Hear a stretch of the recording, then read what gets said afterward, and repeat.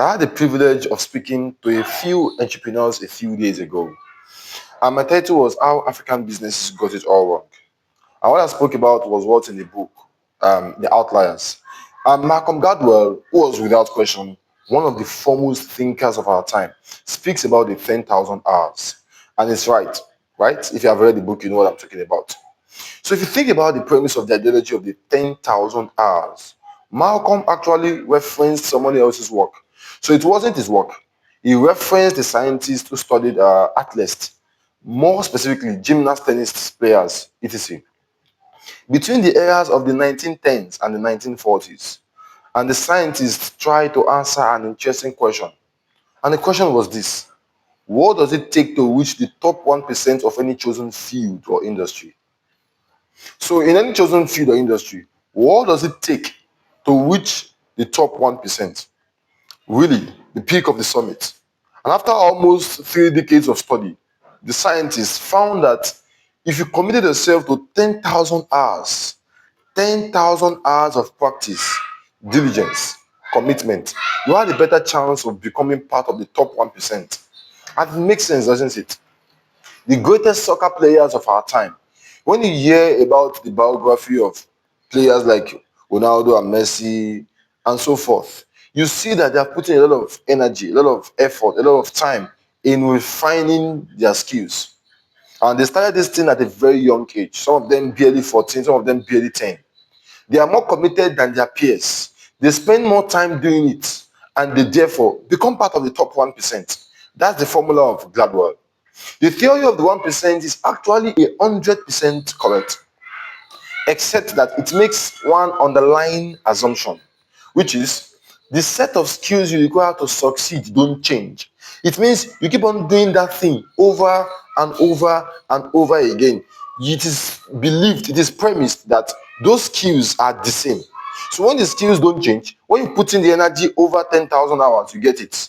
So in the great sport of tennis, for instance, if you look at the sport of tennis, for instance, over the past 3 decades, there have really been only two major rule changes. The first was in the 90s when the WTA World Tennis Association changed the rules. It used to hold in tennis that as you serve a ball, you had to have one foot on the floor, just a foot. The WTA said now you could serve the ball using both foot. Is that really a change?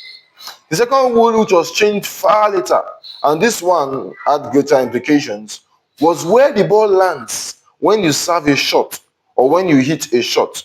There used to be a specific line that if the ball landed within that line, you got your point. If it landed outside, you were outside. They pushed you to the next line, and that changed the construct of the game. But the fundamental rules of the game haven't changed. That's the bone of contention. The layout of the court is exactly the same. The size of the ball, exactly the same. The tennis racket, exactly the same. The distance between where you serve the position in which you serve and the net in the middle is exactly the same. So for all intent and purpose, the structure of the game of tennis hasn't materially changed.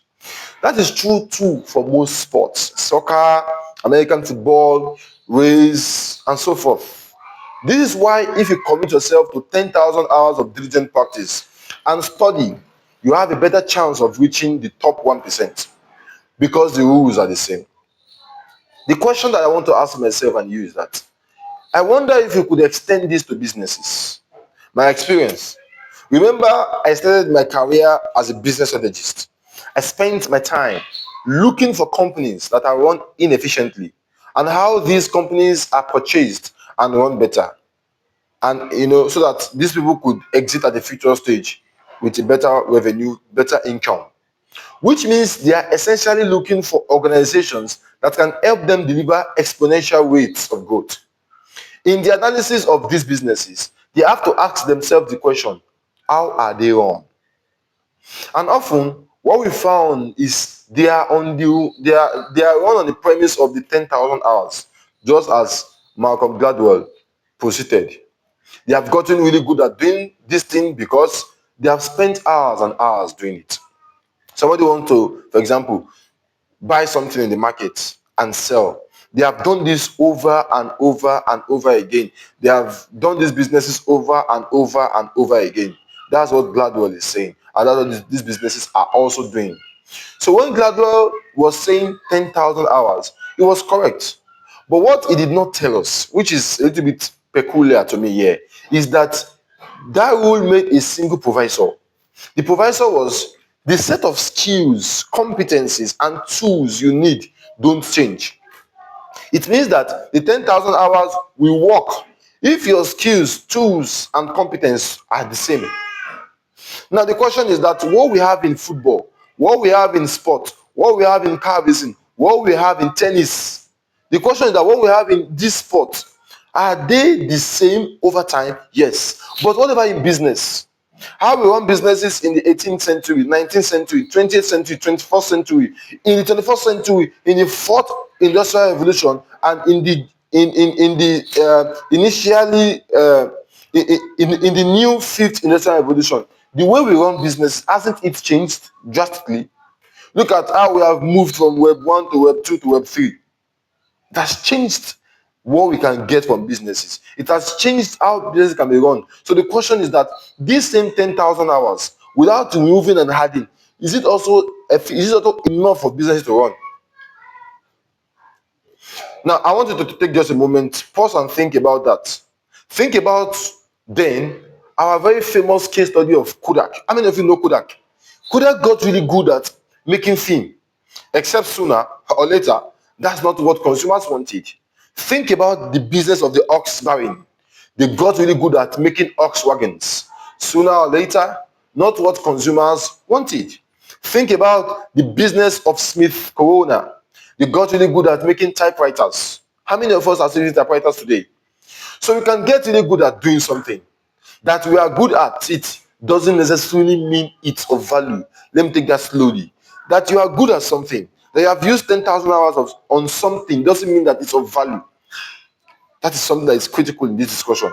So in the new age, and what our research shows us is that 10,000 hours is important as a premise, but in the modern day, speed is more important than time. SPEED is more important. Speed is more important than time spent. It doesn't follow that because you have spent 2 decades doing something, an incumbent couldn't beat you having done it for just 2 years.